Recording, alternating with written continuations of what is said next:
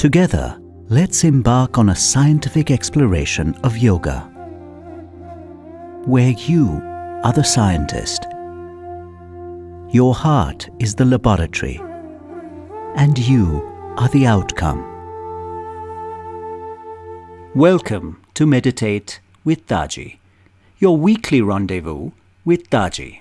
Last week, Daaji showed us how to develop a practice of inner silence, how we can listen to the heart, and how this listening can transform our interactions. He suggested that we try and remain immersed in a prayerful attitude during our meditation by starting our practice with a few minutes of heartfulness prayer.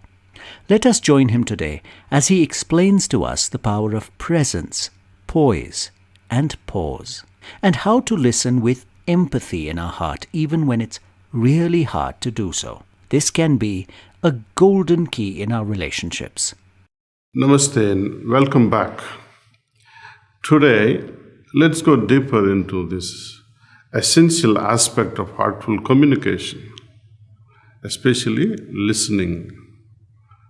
I would like to talk about how we can develop empathy and be able to bring this loving approach into our listening, even in the most difficult situations.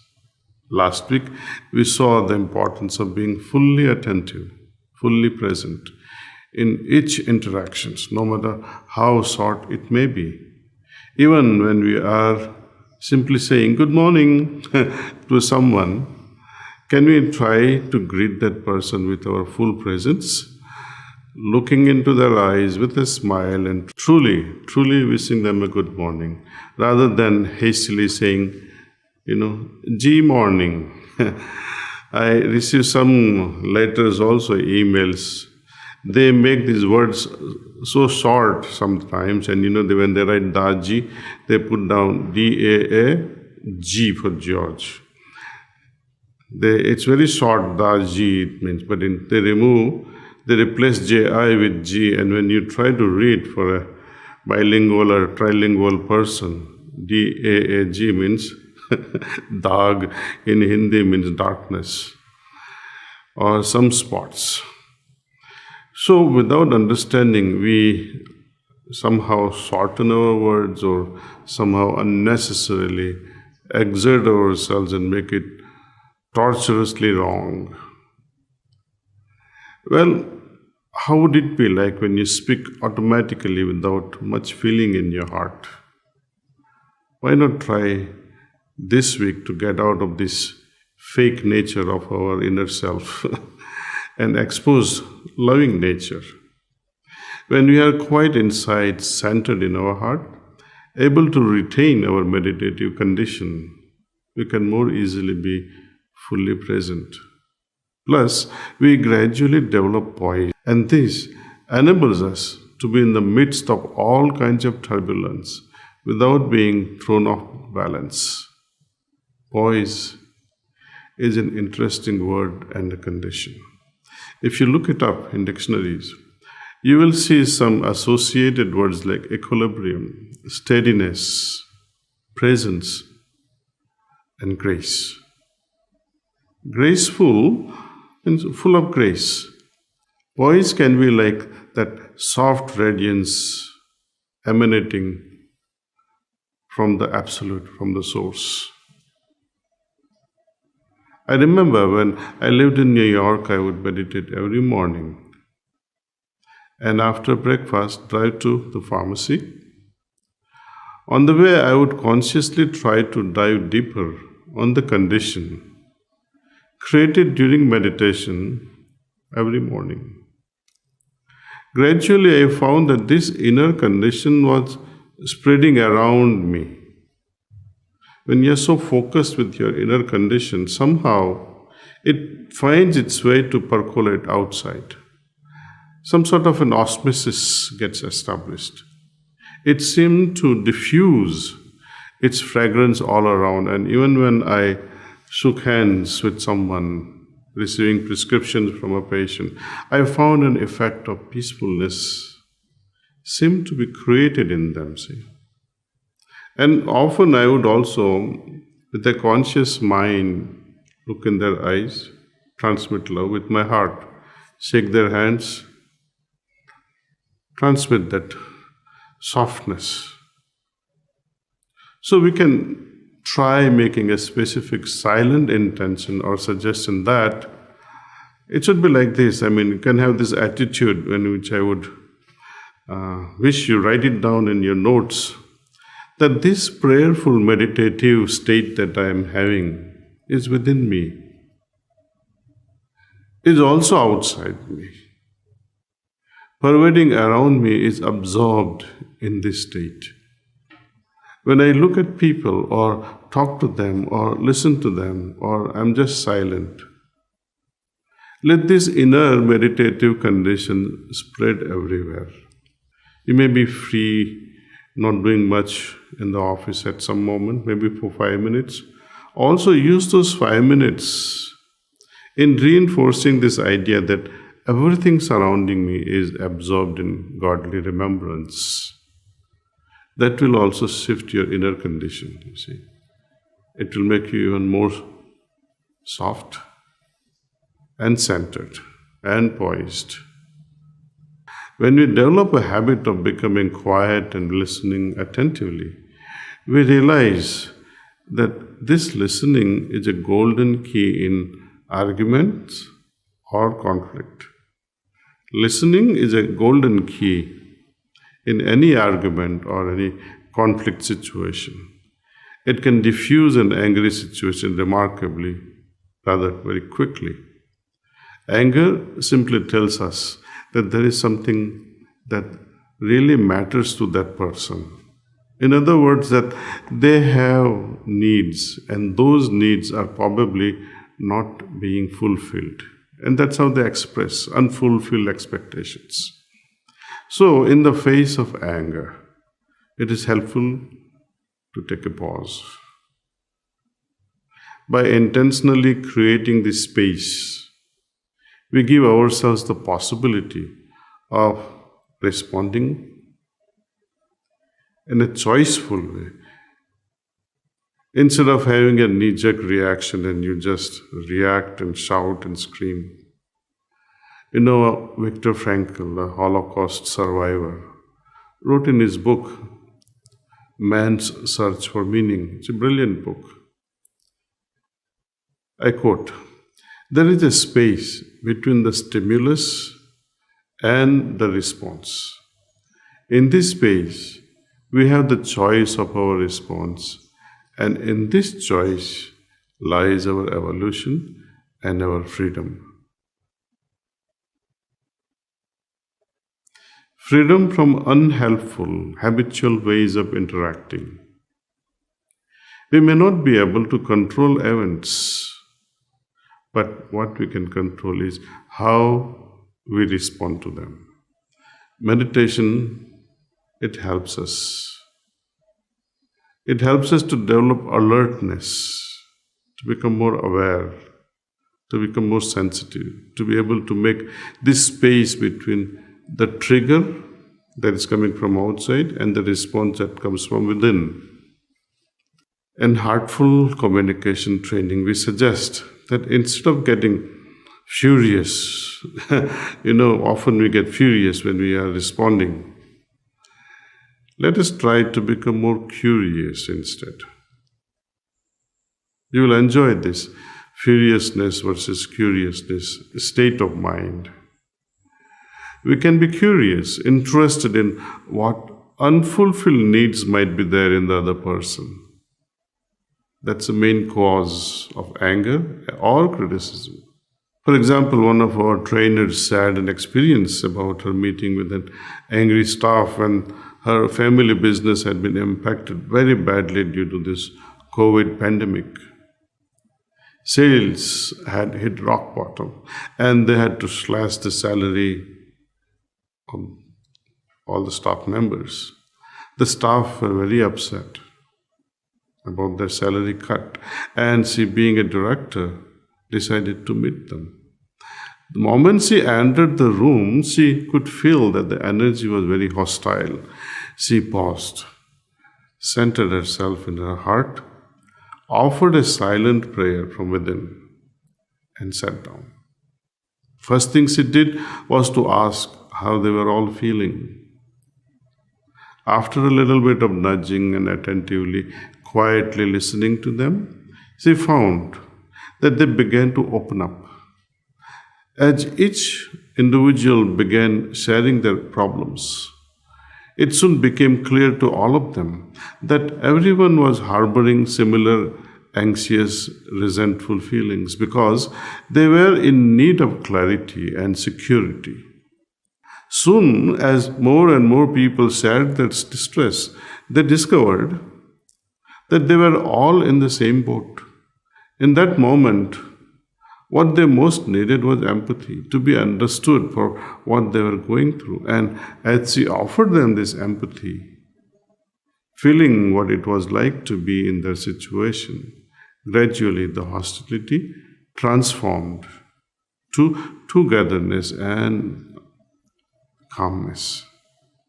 She reports that there was truly a feeling of we are one. And the only way we will be able to sail through this situation in the business is when we keep the boat steady by holding each other's hands. She said that it ended up being one of the lightest, most positive meetings she ever had with the team. Then together they came up with the ideas of how the business could adapt to the difficult situation. So you see, empathy first, solution last, and it will emerge. We humans are actually wired for empathy, for connection. In our brains are what's called mirror neurons that fire when we see or hear someone going through a particular experience. And this enables us to feel the person, identify with the person. If you like to venture into the deeper meanings of these mirror neurons, I wish you Google. You'll really appreciate the value of understanding mirror neurons. Without empathy, communication would be mechanical and superficial. Our hearts would be left out in the cold, so to say. It's really important to remember that empathy does not mean agreement. Let me repeat. Empathy is not agreement. We can empathize with someone with whom we disagree or whose behavior we don't enjoy. Marshall Rosenberg, in his book, tells how one woman actually saved her own life by being able to empathize with the man who attacked her. It's one of the reasons why parents find it hard to empathize with their children, because they imagine that showing child that they understand her or him when the child is doing something they don't like is like agreeing with them, or that you are okay if they continue doing wrong. No, it's not. If the child feels they are being understood for their feelings and needs first, you have a much better chance of finding ways how to move forward together and maintaining boundaries or guiding them towards inculcating good moral values. We can all benefit from giving ourselves some empathy at times. Pause. Pause whenever you are disturbed, even if it's just for a minute, or try to go quietly within and connect softly with your heart. This listening with ears has a lot to do with the poise in your heart. Self-empathy is not the same as comforting ourselves or trying to magic that disturbance away. No, self-empathy means that we accompany ourselves honestly, accepting our feelings and needs. By the way, animals also feel and have a capacity for empathy. You may have observed this, for example, in your pet dog. What would that dog do when you're upset? It would sit beside you quietly, won't demand to go outside. We don't have to think of empathy only being for situations where someone is needing to talk. What about everyday empathy when it might take only a minute to make a big difference to someone's day? I heard a story from a guy who was in a cafeteria in one of our ashrams. He was at the end of the queue for dosas. The line was long and people were impatient with the length of time they needed to wait. There was only one person cooking the dosas. He was very hot and stressed as he struggled to make dosa after dosa quickly so that he could serve such a big numbers of people. He used to throw the batter onto the pan and tossing the dosas on the plate angrily. His face was in frown, and at one point he shouted at a boy who complained that his dosa was not properly cooked. Well, when it was our guy's turn to be served, he began by offering empathy to the dosa maker. He said, and I quote, "I guess it's really tough to cook and serve so many people and be alone doing it. It sure would be good if you had someone else to help you, wouldn't it?" Unquote. He stopped and sighed and wiped his sweating forehead and said, "Wow, who else would do this job? People don't like to work in this heat." Unquote. Our guide said, "Yes, I can see you are really hot and tired. You could do with a break, couldn't you? You certainly deserve it."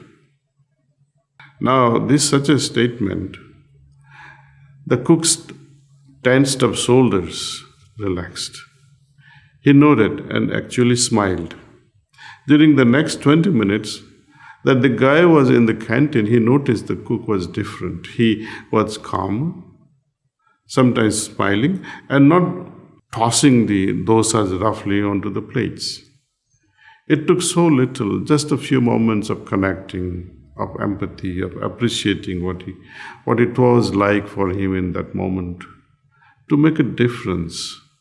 Any of us can do this at any time, with anyone, provided we are alert and timely. Okay, so here are some simple practices for this coming week. Practice being fully present in listening. Pausing whenever you are triggered. Well, let me repeat that. Practice being fully present in listening, pausing whenever you are triggered. Next exercise will be, let's be willing to feel into other people's worlds and empathize with them. See how they're feeling. And please try what I mentioned earlier of making an inner suggestion that everything around you is absorbed in godly remembrance or in the divine state. In our next session, we will be looking at how we can speak with love. For now, let's all now meditate.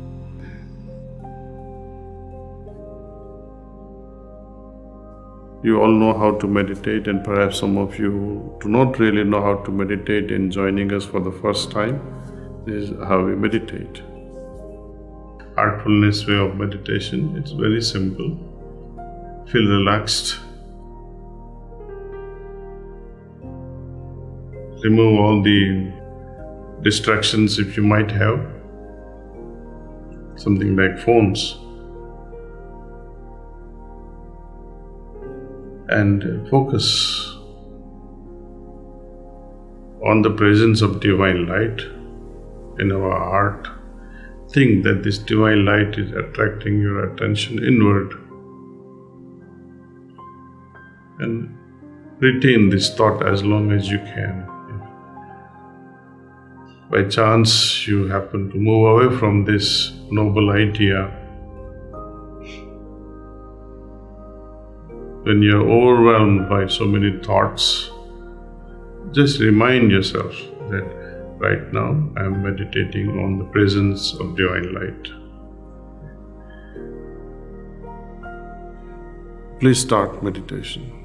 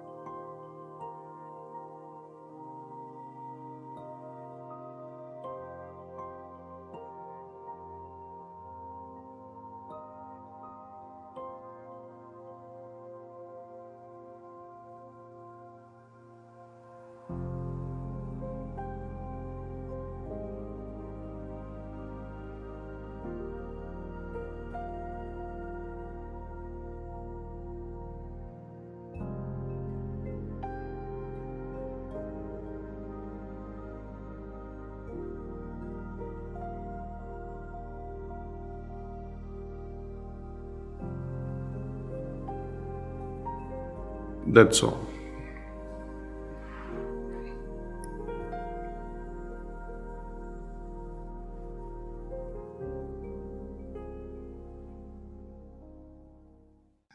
Thank you. Thank you for joining us.